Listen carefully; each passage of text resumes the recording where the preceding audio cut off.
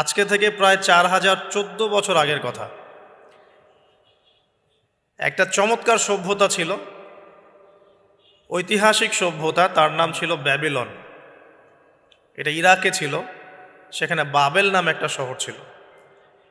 আমরা অনেকে জানি না যে বর্তমান বাগদাদ হচ্ছে সেই বাবেল নগর। বর্তমান বাগদাদ হচ্ছে সেই বাবেল নগরী। আর বাবেল সম্পর্কে আল কোরআনে কিন্তু আয়াত আছে।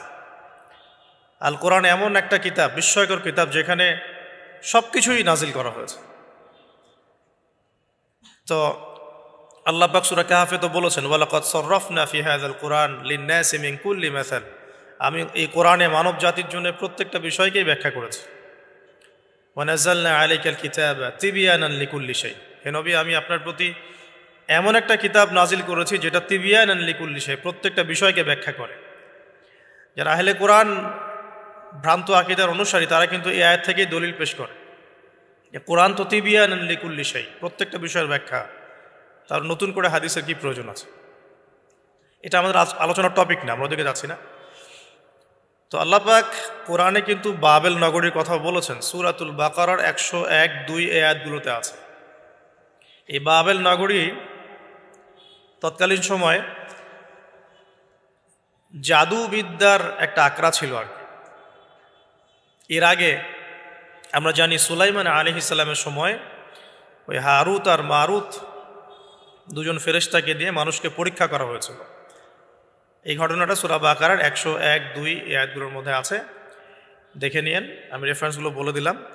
এখানে এই বাবেল নগরীর কথাটা আছে, ঠিক আছে?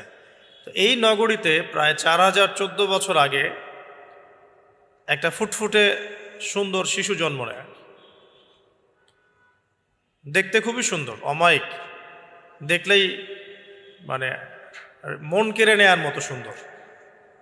এমন কিছু বাচ্চা থাকে কিন্তু দেখলে আদর করতে ইচ্ছা করে, মন কেড়ে নেয়ার মতো, ইউনিক, সবার চেয়ে আলাদা।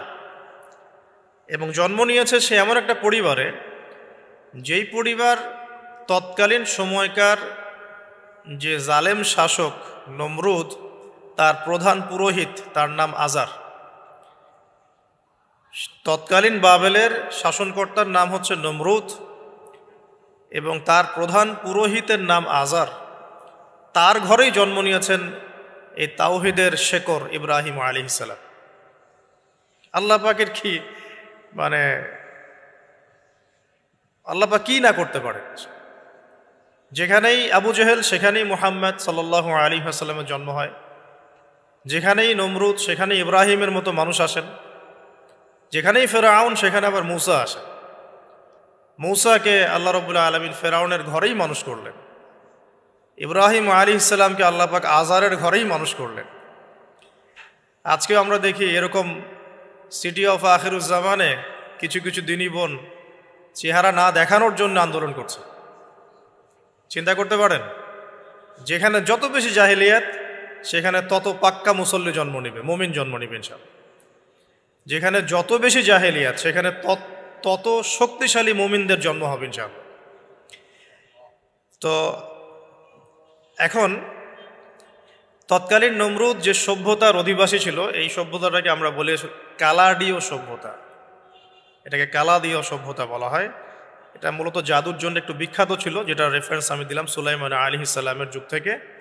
এখানে আজারের ঘরে জন্ম নিয়েছেন আমাদের নবীগণের পিতা, মুসলিম জাতির পিতা ইব্রাহিম আলাইহিস সালাম।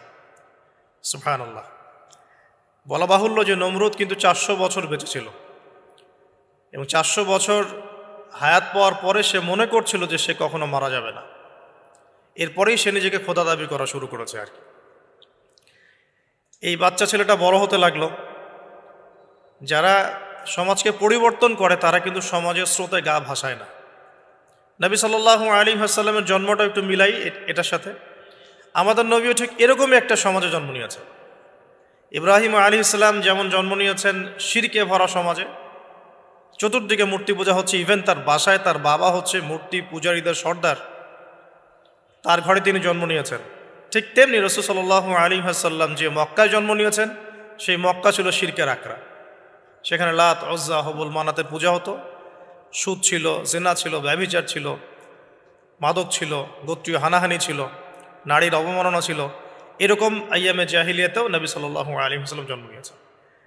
নবী সাল্লাল্লাহু আলাইহি ওয়াসাল্লাম, ইব্রাহিম আলাইহিস সালাম, দুজনের চেহারাও একরকম ছিল। দুজনের চেহারার গঠনটাও একরকম ছিল, দেহের গঠনও একরকম ছিল। মেরাজের রাতে নবী সাল্লাল্লাহু আলাইহি ওয়াসাল্লাম দেখে এসেছিলেন যে ইনি কে, যাকে দেখতে হুবহু আমার মতো লাগছে। জিবরাইল আলাইহিস সালাম বলেছেন, ইনি আপনার পিতা ইব্রাহিম আলাইহিস সালাম। সুবহানাল্লাহ। ঠিক তেমনি আমরা খেয়াল করে দেখি যে জীবনের যে চড়াই উতরাই, পারিবারিক জীবন, সামাজিক জীবন, হিজরতের জীবন, দিন প্রতিষ্ঠা ইত্যাদি, প্রত্যেকটা ডিপার্টমেন্টেও ইব্রাহিম আলাইহিস সালাম আর মুহাম্মদ সাল্লাল্লাহু আলাইহি ওয়াসাল্লামের মধ্যে একটা চরম মিল আছে। এটা আমরা আস্তে আস্তে এই গল্পের ভিতরে গেলে বুঝতে পারবো। আর এই কারণেই হয়তোবা আল্লাহ ভালো জানেন, এই কারণেই হয়তোবা আমরা যখন তাশাহুদের পর দরুদ পড়ি, আমরা দরুদের মধ্যে অন্য নবীর নাম নিচ্ছি না, আমরা মুহাম্মদ সাল্লাল্লাহু আলাইহি ওয়াসাল্লামের সাথে ইব্রাহিম আলাইহিস সালামের নাম নিচ্ছি। হতে পারে এটা একটা কারণ, আল্লাহ ভালো জানেন। এখন এরকম পরিবেশে বড় হতে লাগলেন ইব্রাহিম আলাইহিস সালাম। আমি একটু আগে বলেছি, যারা সমাজকে পরিবর্তন করে তারা কখনো সমাজের জাহিলিয়াতের স্রোতে গা ভাসায় না। মুহাম্মদ সাল্লাল্লাহু আলাইহি ওয়াসাল্লাম সমাজ পরিবর্তন করেছেন আইয়ামে জাহিলিয়াতকে মাত্র 23 বছরের ব্যবধানে, কিন্তু তিনি জাহিলিয়াতের সাথে গা ভাসান নাই। তিনি কখনো সুদ খাননি, তিনি কখনো মূর্তি পূজা করেন নাই, তিনি কখনো কোনো অন্যায় গুনাহ করেন নাই, তিনি কখনো মাদকদ্রব্যের কাছেও যান নাই, কিন্তু সমাজটা ছিল এগুলোতে নিমজ্জিত। ঠিক ইব্রাহিম আলাইহিস সালামের ক্ষেত্রেও সেম, তিনি একজন প্রধান পুরোহিতের ঘরে জন্ম নিয়েও কখনো মূর্তির ধার কাছে যান নাই। বরং একটু যখন বড় হচ্ছেন, একটু বড় বলতে ম্যাচিউরড, আমাদের টিকটক প্রজন্মের মতো না, এরা 20-30 বছর হয়ে গেল ম্যাচিউরড হয় না, বুদ্ধি প্রতিবন্ধী, বিকলাঙ্গ। ইভেন ইদানিং আমাদের মেয়েরা ছেলে হচ্ছে আর কি। আমাদের নারীরা এখন পুরুষত্ব দেখাচ্ছে, আর আমরা পুরুষেরা ফেসবুকে একটা স্ট্যাটাস দিয়ে ক্ষান্ত হয়ে থাকি। এটুকু আমাদের দায়িত্ব উম্মার প্রতি। আর এখানে আমরা দক্ষতা অর্জন করেছি অনেক। আমরা সবাই কিবোর্ড মুজাহিদ, আমরা এটা মনে করি। এটাই যুদ্ধ, এটাই জিহাদ। আর নারীরা মাঠে যুদ্ধ করছে এখন, সম্ভ্রমের জন্য, অধিকারের জন্য ইত্যাদি। ফ্যামিলিস্ট রেভলিউশনের দিকে তাকালেও তাই দেখা যায়। ছেলেরা এখন বেকার হয়ে যাচ্ছে, কিন্তু মেয়েরা স্বাবলম্বী হচ্ছে। তারা দিনদার নয়, এই মেয়েগুলো দিনদার নয়, কিন্তু জীবনে প্রতিষ্ঠিত হওয়ার জন্য লড়ছে, চ্যালেঞ্জ গ্রহণ করেছে। এটা ছেলেদের উচিত ছিল। তা আজারের ঘরে জন্ম নিয়ে সেই ইব্রাহিম কিন্তু চ্যালেঞ্জ গ্রহণকারী একটা ছেলে। সে এখন তার পিতাকে বলছে, কি বলছেন? আমরা একটু কোরআনের ভাষা শুনি। আল্লাহ রাব্বুল আলামিন বলেছেন, সূরা মারিয়ামের মধ্যে এসেছে ঘটনাটা 41 থেকে 45 নম্বর আয়াতের মধ্যে। আল্লাহ পাক বলছেন, ওয়াজকুর ফিল কিতাবি ইব্রাহিম বা'দা আউযু বিল্লাহি মিনাশ শাইতানির রাজীম। হে নবী মুহাম্মদ সাল্লাল্লাহু আলাইহি ওয়াসাল্লাম, আপনি এই কিতাবে ইব্রাহিমের ঘটনা বর্ণনা করুন। ইয ক্বালা লিআবিহি, যখন ইব্রাহিম তার বাবাকে বললেন, তার বাবা মানে আজারকে বললেন, ইয়া আবাতি, হে আমার বাবা, লিমা তা'বুদু, তুমি কেন ইবাদত করো এমন সত্তার, মা লা ইয়াসমাউ, যে শুনতে পারে না, ওয়ালা ইউবসিরু, দেখতেও পারে না, ওয়ালা ইউগনি আনকা শাইআ, তোমার কোনো উপকার করতে পারে না। একটা ছেলে যার বয়স হবে 15 থেকে 20, হয়তো বা হাইয়েস্ট, তার কাছে কি এমন জ্ঞান আসলো যে সে তার বাবাকে এখন চ্যালেঞ্জ করছে? তার জ্ঞানতাত্ত্বিক যুদ্ধ শুরু হলো, আদর্শিক যুদ্ধ শুরু হলো বাবার সাথে। হে আমার বাবা, আপনি কেন এমন সত্তার ইবাদত করছেন যে শুনতেও পারে না? অসারতা দেখিয়ে দেওয়া হচ্ছে চোখে আঙ্গুল দিয়ে, দেখতেও পারে না, আপনার তো কোনো উপকারও করতে পারে না, কোনো ক্ষতিও করতে পারে না। ওয়ালাম ইউগনি আনকা শাইআ, ইয়া আবাতি, হে আমার বাবা, ইয়া আবাতি ইন্নী আখাফু আন ইয়ামাসসাকা আযাবুম মিনার রাহমানি ফাতাকুনা লিশ-শাইতানি ওয়ালিয়্যা, হে আমার বাবা, আমি ভয় পাচ্ছি যে আপনার উপরে না আবার আল্লাহ পাকের গজব নেমে আসে এবং আপনি শয়তানের ওলি না হয়ে যান। ওলি মানে কি? বন্ধু, বন্ধু, শয়তানের বন্ধু না হয়ে যান। ইয়া আবাতি ইন্নী ক্বাদ জাআনি মিনাল ইলম মা লাম ইয়াতিকা ফাত্তাবি'নি আহদিকা সিরাতান সাওয়্যা। কি চমৎকার কথা! ছোট্ট ছেলেটা বলছে, হে আমার বাবা, আমার কাছে একটা জ্ঞান আসছে, জ্ঞান, আমার কাছে একটা জ্ঞান এসেছে যেটা তোমার কাছে আসে নাই। ফাত্তাবি'নি, তুমি আমার অনুসরণ করো। আহদিকা, আমি তোমাকে পথ দেখাবো, সিরাতান সাওয়িয়া, সহজ সরল পথ দেখাবো তোমাকে। সন্তান বাবাকে নসিহত করছে। দেখো, সন্তান বলছে আমার কাছে এমন জ্ঞান এসেছে বাবা, যেটা তোমার কাছে আসে নাই, তুমি আমাকে ফলো করো, আমার অনুসরণ করো, আমি তোমাকে পথ দেখাবো। Ego problem, ego.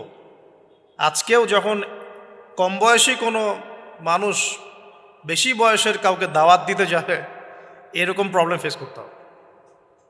তার বাবা কি বলল, কেন ফেস করতে হবে, আল্লাহ পাক সেটাও বলেছেন সূরা বাকারা, এটা এই সূরাটা সূরা বাকারায় বলেছেন, ওয়াইদা কিলা লাহু ইত্তাকিল্লাহ, কিছু মানুষ আছে যাদেরকে যদি বলা হয় আল্লাহকে ভয় করুন, আখাযাতহুল ইজ্জাতু বিল ইসম, তাদের প্রেস্টিজে লাগে। এক কথায় কি, প্রেস্টিজে লাগে, প্রেস্টিজ নষ্ট হয়। আখাযাতহুল ইজ্জাতু বিল ইসম ফাহাসবুহু জাহান্নাম, আল্লাহ বলছেন ওর জন্য জাহান্নামই যথেষ্ট। ওয়াসাআত মাসীরা, কত নিকৃষ্ট সেই আশ্রয়স্থল। তো এখনকার